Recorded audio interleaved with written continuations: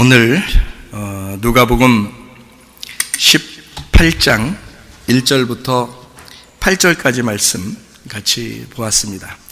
누가복음 18장 1절부터 8절까지 말씀은 여러분이 자주 듣는 얘기는 아니지만 그래도 특별히 있는 그런 말씀인데, 왜 그러냐면 누가복음에만 나오는 말이거든요. 이 말씀이요, 마태, 마가, 누가, 요한에 다 나오는 말씀도 있지만 누가복음에만 특별히 나오는 이 말씀이에요.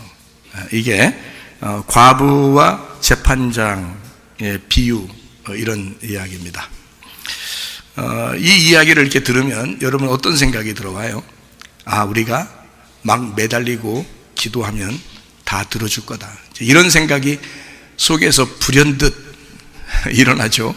그래서 우리가 내가 요즘 응답받지 못하는 것은 내가 막 부르짖어서 기도하지 않았기 때문이 아닌가?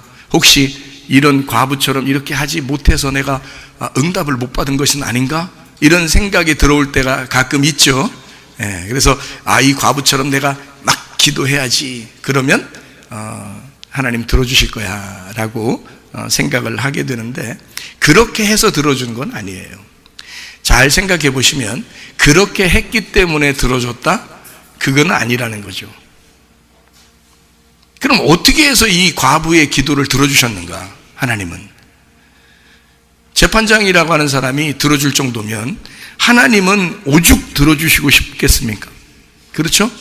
그러면은 이 과부가 어떻게 이 응답을 받아낼 수 있었을까? 이거예요. 무작정 막 계속 매달리면 하나님 해주실 것이다? 그렇게 배운 사람들도 있겠죠? 근데 그렇다고 해준 것이라고 생각을 할까? 그게 아닐 수도 있잖아요. 잘 생각해 보시면 그래서 준 거는 아니란 말이에요. 안 해주려면요, 계속 얘기해도 안 해줘요. 안 해줄 것 같으면. 그렇잖아요?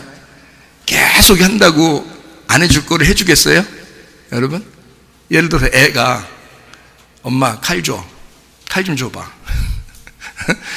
자기 딴에는 사과를 깎는다고 칼 달라고 했겠지만 엄마 입장에서는 애가 클 때까지는 칼 안 주는 거예요. 그렇죠? 근데 애가 그래도 줘 계속 달라면 엄마 못 이기는 척, 그래 과부의 재판장한테 과부가 그렇게 얘기할 때도 들어줬는데 내가 네 얘기를 왜 못 들어주겠냐, 칼 딱 줘. 말이 돼요? 말 안 되죠. 안 줄 거는 안 주게 돼 있어요. 그렇잖아요? 이렇게 생각을 하니까 여기에 있는 말도 아무리 외쳐대고 하나님 앞에 간구해도 안 되는 건 안 되는구나, 이걸 생각할 수 있겠죠. 근데 여기 지금 과부의 재판장은 지금 과부한테 이루어지게 했어요, 안 했어요? 이루어지게 했죠. 그러면 이게 지금 안 될 거를 되게 한 거예요? 될 거를 되게 한 거예요? 될 거를 되게 한 거예요. 어린 애가, 아들이 말이에요, 아무리 귀엽고 잘생겼어도 운전대를 그냥 막 맡길 수 있습니까? 여러분 운전하는 자동차에 갔다가 이제 아빠 좀 피곤하니까 네가 운전해라, 그래서 한 3, 4살 먹은 아들 보고 운전하라고 운전대에다 딱 이렇게 딱 놓고서 아버지는 옆에서 잠잘 수 있어요? 그렇게 가라고 할 수 있겠냐고요. 안 되는 거라고. 안 되는 건 안 되는 거야. 애가 그렇게 자기 운전하고 싶다고 그렇게 매달려도 아버지가 안 되는 건 안 되는 거라고. 네가 운전하면 안 되는 거야. 네가 운전하잖아? 우리 여기 탄 가족들은 다 최소한 사망이요. 응? 최소가 사망이요, 네가 운전하면. 그래서 나는 운전대를 너한테 맡길 수가 없어. 그러니까 막 애가 울고 막 떼기장 쓰고 발로 막 자동차 차고 막 울면서 그렇게 해도 아빠는 못 주는 거예요. 왜냐면 이 아이한테는 이 운전대를 주면 큰일 나기 때문에 그렇은 것이, 그죠? 그러면 과부가 재판장한테 막 얘기했어. 재판장이 해줬어. 그러면 과부한테 지금 꼭 필요하다는 거예요? 안 필요하다는 거예요? 안 필요하고 도저히 주면 안 되는 거면 재판장이 주겠어요? 안 되죠. 근데 그렇게 재판장한테 달라고 했더니 재판장이 그냥 줬어요. 그러니까 이건 지금 여기 성경에 나오는 이 이야기는 말이에요, 뭔가 우리에게 가르쳐주고 싶은 하나님의 의도, 그 마음이 이 속에 숨겨져 있다는 얘기입니다. 그래서 여기에서 하는 얘기는 비유, 이렇게 이야기한 겁니다. 비유. 비유라고 하는 건 여러분 뭘 들어서 이렇게 설명을 하는 걸 비유라고 그러잖아요. 그죠? 성경에 비유들이 많이 나오죠.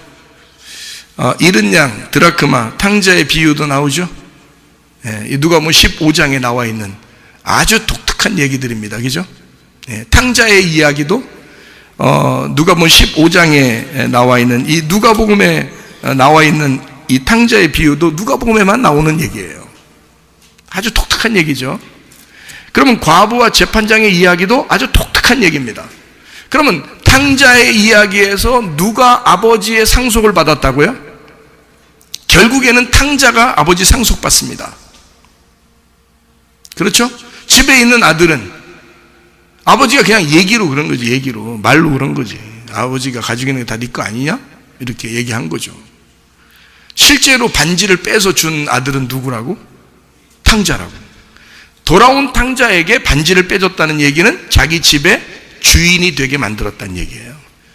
반지가 도장이니까, 인감 도장이니까. 그 당시에 한마디로 말하면 성령의 인을 쳐줬다, 그 말이에요. 야, 그냥 쳐줘, 이거라고 쳐주자고, 그런 말이 아니에요. 성령의 인을 쳤다, 이 말이에요. 아주 도장을 찍어 확인했다, 그 말이거든. 그게 돌아온 탕자가 받는 축복이었다고요. 그러니까 그냥 형은 받을 수 없었는데 돌아온 탕자가 오히려 그런 축복을 받았더라. 자, 그러면 과부와 재판장의 이야기에서 여기 지금 재판장한테 누가 지금 축복을 받는 이야기를 나오는 거예요? 과부가 축복을 받는 이야기가 나온 거예요. 그럼 과부는 뭐 하는 사람을 과부라고 그러죠? 신랑 없는 사람을 과부라고 그런단 말이에요. 원래부터 없는 거예요? 아니면 있었는데 없는 거예요? 있었는데 없는 걸 과부라고 그래요. 사람이 원래부터 없으면 덜 서운한데 있다가 없으면 서운해, 안 서운해? 서운해요. 있다가 없으면 굉장히 서운해요. 그러니까 홀로 되신 분들 있잖아요. 이제 사별하시고, 남편이 사별하고, 그다음에 홀로 계신 분은 생각할 때 과부 얘기만 나오면 이상하게 괜히 자기한테 얘기하는 것 같고, 그래서 기분이 조금 어때요? 마음이 좀 쓸쓸하고 씁쓸하고 뭐 그런 생각이 좀 들어오죠. 저희 아버님도 일찍 돌아가셨기 때문에 저희 어머님이 오랫동안 과부 생활을 하셨습니다. 진짜 뭐 하나님 남편 없었으면 정말 외로웠겠죠. 이렇게 과부라고 하는 건요, 남편이 있었는데 없는 사람을 과부라 그렇게 말하는 거예요. 그러니까 과부 이야기는 꼭 들어준다, 아무렇게나 막 들어주는 게 아니라 과부에게 꼭 필요한 얘기는 들어준다는 얘기예요. 어린 아이들한테 운전대 맡기지 못하고 칼을 맡기지 못하듯이 안 되는 건 안 되는 거야. 그렇죠? 근데 되는 거라면 간구해, 반드시 될 테니까, 그 말이거든요. 반드시 될 테니까. 자, 과부가 뭐라고요? 남편이 없는 사람을 과부라 그런다고요. 요한복음 4장에 보면 사마리아 여자가 나옵니다. 과부예요, 아니에요? 과부죠? 남편이 5명 있었고 그 다음에 6번째 있는 남편이 있었는데 여자는 바로 자기를 뭐라고 표현했어요? 예수님한테. 저 과부예요. 남편 없습니다. 그러잖아요. 요한복음 4장 읽어보면 다 아시죠? 사마리아 여자가 예수님한테 나 과부예요. 나 예수님 남편 없습니다. 그래요. 근데 그 남편이 있었다는 사실은 누가 알고 있었어요? 예수님이 알고 있었어요. 예수님이 알고 있으면서 너 남편 있잖아, 남편 있었잖아, 그리고 남편 있잖아, 근데 그것도 네 남편 아니잖아, 그 얘기를 해주니까 이 여자가 얼마나 놀랬겠어요. 자기 남편 없다고 얘기하는. 그러니까 한마디로 걸린 거죠. 어떻게 하다 걸린 거예요? 예수님 꼬시다가 예수님 꼬시다가 딱 걸려버려서 꼬시다 아주 이런 얘기예요. 그 여자는 알고 있었던 겁니다. 자기의 남편은 남편이 아니다라는 걸 알고 있었던 거고, 그래서 난 남편이 없습니다. 한마디로 말하면 쉽게 얘기해서 여기 누가복음 18장에 있는 나는 과부입니다 라고 표현한 거죠. 그러면 과부가 되면 특징이 뭐냐면요, 과부가 되면 이 땅에서 과부는 반드시 하나님이 자기가 남편이 되신다고 하는 겁니다. 그게 과부들에게 주어지는 축복이에요. 여러분, 이게 이사야 54장 1절부터 5절까지 말씀을 읽어봐야 여러분이 아시는 말씀이에요. 이사야 54장 1절부터 5절까지 말씀 보면, 너 잉태하지 못한 자여, 남편이 없는 자여, 남편 없다고 슬퍼하지 마라. 애기 못 난다고 너 괴로워하지 마라. 남편 없는 너 수치스럽게 생각하지 마라. 부끄럽게 여기지 마라. 하나님 여호와 하나님이 너의 남편이 되실 것이다 라고 말씀합니다. 그 약속의 말씀이 갈라디아서 4장에 이루어지는 거예요. 갈라디아서 4장에 여자 2명이 나옵니다. 하나는 하갈이고 하나는 사라예요. 이 하갈이라는 여자 남편이 누굽니까? 아브라함입니다. 사라라는 여자 남편이 누구예요? 아브라함이에요. 이름이 바뀌었어요. 처음에 하나님은 아브람을 부릅니다. 아브람을 불러서 이 아브람이 첫 번째 아기를 낳게 돼요. 그게 이스마엘인데 누구를 통해서 낳냐면 하갈이라는 여자를 통해서 낳았어요. 그때는 할례를 받기 전입니다. 할례를 받기 전에 아브람의 그 육신이 강할 때, 아브람의 육신이 강할 때 하갈이라는 여자를 통해서, 하갈은 애굽 여자예요. 노예입니다. 종이에요. 그 여자를 통해서 이스마엘이라는 아들을 낳았어요. 할례를 받기 전이었습니다.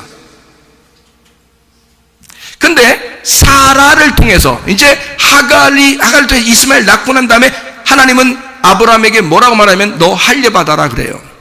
육신을 끊어란 얘기고, 그게 육신의 죽음을 의미합니다.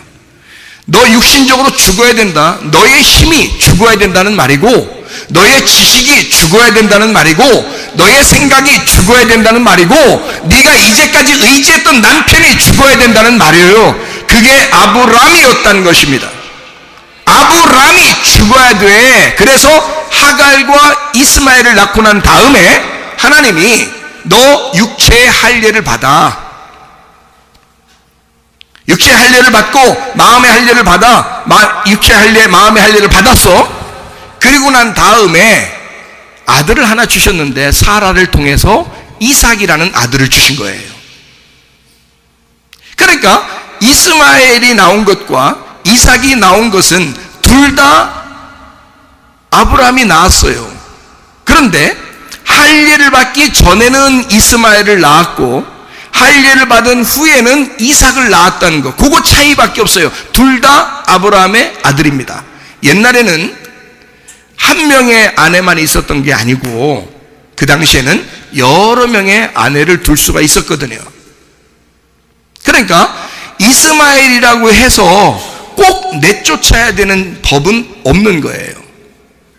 근데 하나님이 이스마엘과 하갈을 내쫓으라고 그렇게 말씀하셨기 때문에 할 수 없이 내쫓은 겁니다. 아브라함이요? 누가 나오니까? 사라를 통해서 이삭이 태어나니까 쫓아낸 거거든요. 무슨 말인지 아시겠어요? 진짜 아들이 나오니까 먼저 낳았던 아들은 내보내는 거예요. 근데 그 아들도 아브라함 입장에서는, 땅의 입장에서 볼 때는 굉장히 귀한 아들이에요. 자기가 첫 번째 낳은 아들이고 그가 장자란 말이에요. 여러분 같으면 첫 번째 아들이라고 막 나가라고 하겠냐고. 여러분 같으면 부인이 여러 명이라고, 부인 2명이에요. 2명이라고 해서 첫 번째 그 아들을 낳은 장자, 그게 장자예요. 두 번째 아들을 낳은 장자 이제 찾아고, 그러면 첫 번째 아들하고 첫 번째 부인하고 내보내. 법적으로 뭐 상관없는데, 내보낼 필요가 없는데, 그런데 그렇게 해야 되면 여러분이 꼭 그렇게 하고 싶겠냐고. 기쁨으로 막 하고 싶겠어요? 안 된다고. 그게 그건 기쁨으로 된 게 아니에요. 하나님이 명령하셨기 때문에 할 수 없이 그렇게 한 거예요. 이스마엘도 아브라함의 귀한 아들이에요. 그런데 하갈을 통해서 태어나게 되었다. 이것을 샘플로 두 말씀을 설명하려고, 두 언약을 설명하려고 요거를 갈라디아서 4장에서 설명한 거예요.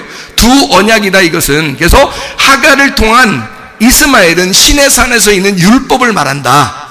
시내산에서 율법 받잖아요. 모세와 같은. 그래서 모세를 하나님의 종이라고 하는 겁니다. 모세를 하나님의 종이라고 해요. 하나님의 아들이라고 하지 않습니다. 예수님, 새 언약을 가지신 예수님을 하나님의 아들이라고 그러죠. 그러니까 구약은 모세를 통해서 율법이 오게 한 것이고, 신약은 예수님을 통해서 복음이 오게 한 것이다. 이런 차이예요. 그거 두 언약을 설명하려고 한 거니까, 하나님 시내산을 통한 율법, 하나님 예루살렘을 통한 복음을 설명하려고 한 것이다. 그러니까 두 아들을 비교한 거죠.